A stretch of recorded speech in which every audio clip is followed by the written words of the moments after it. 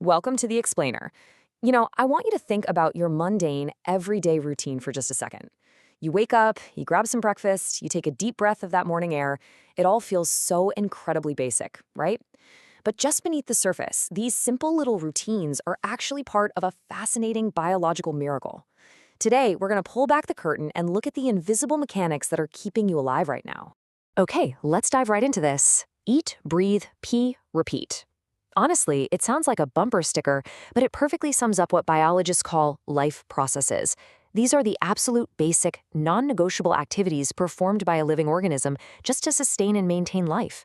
It's not just some biological to-do list. We're talking about incredibly complex, highly synchronized systems that are firing away inside you at this very moment.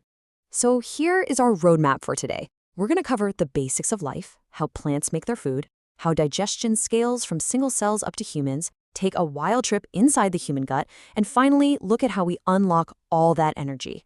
Let's kick things off with Section 1, the basics of life, and exactly how we fuel the machine. Now, what's really interesting about this slide is that, ultimately, it doesn't matter if you're crushing a heavy, greasy burger or grazing on a super light salad. Your body is basically just looking to extract complex packages of macronutrients. We're talking carbohydrates, proteins, and fats, right alongside those essential vitamins and minerals. That is the entire core of nutrition, obtaining and utilizing food for energy, growth, and development. And nature essentially uses two major strategies to get these nutrients.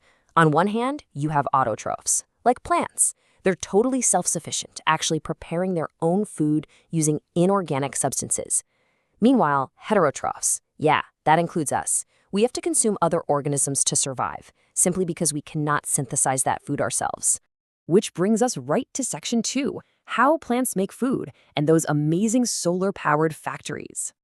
So I want you to think of those autotrophs, specifically green plants, as these highly efficient solar-powered chemical factories. Through photosynthesis, they literally build their own food from scratch. Inside the plant's chloroplasts, you get three main chronological events. First up, chlorophyll absorbs light energy. Second, that light energy is converted into chemical energy, and water molecules get split into hydrogen and oxygen. Finally, carbon dioxide is reduced to carbohydrates. Oh, and here's a really fun biological footnote. Plants actually store this newly created energy as starch, whereas we humans, we store our energy as glycogen or fat. But hold on, how do the plants actually get the carbon dioxide they need in the first place? Well, they have these tiny pores on their leaves called stomata, and they act like doorways for gas exchange. Opening and closing them is strictly regulated by guard cells that literally swell up with water to push the doors open and shrink to pull them shut. But there is a catch. Keeping those doors open comes with a huge cost: massive water loss through a process called transpiration. And that brings us to a brilliant biological plot twist. Just imagine you're a plant out in the desert. If you open your stomata during the scorching hot day to grab some carbon dioxide, you are going to lose all your water and die. No way around it. So, desert plants adopted. They open their stomata at night to take in carbon dioxide when it's nice and cool, significantly reducing water loss. They just store that carbon dioxide up and wait for the sun to rise, performing photosynthesis the very next day while their stomata remain safely closed shut. Let's shift gears now to Section 3, digestion, and the scale of feeding from amoebas to humans. We are now looking at heterotrophic, specifically holozoic nutrition. This is where solid food is taken in and broken down entirely inside the body, and this happens at literally every scale of life.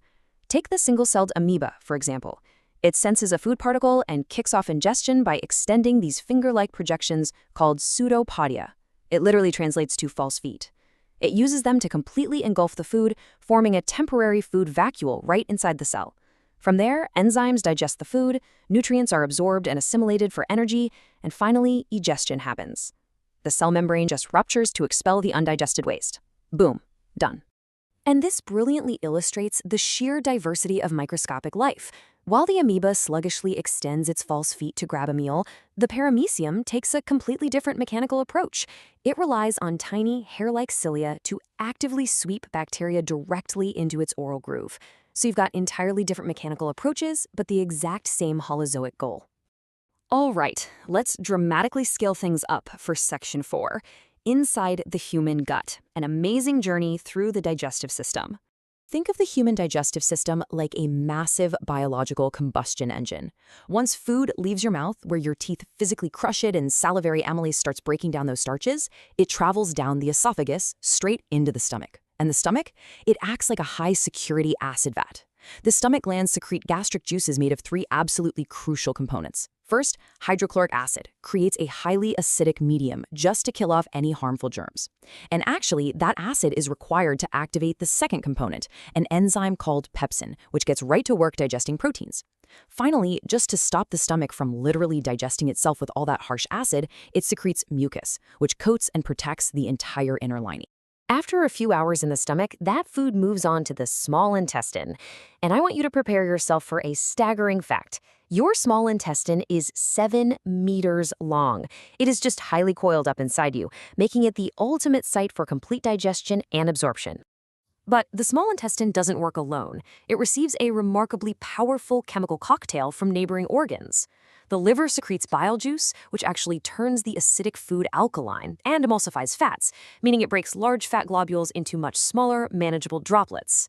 Then, the pancreas steps in. It secretes enzymes like trypsin to digest even more proteins and lipase to tackle those newly emulsified fats. Finally, intestinal juices come in to finish the job. The end result?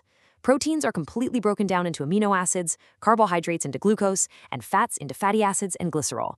Okay, so the food is completely broken down, but how does it actually get into your body? Enter the villi. These are millions of tiny finger-like projections lining the inner wall of that massive 7-meter small intestine. They act like a giant biological sponge.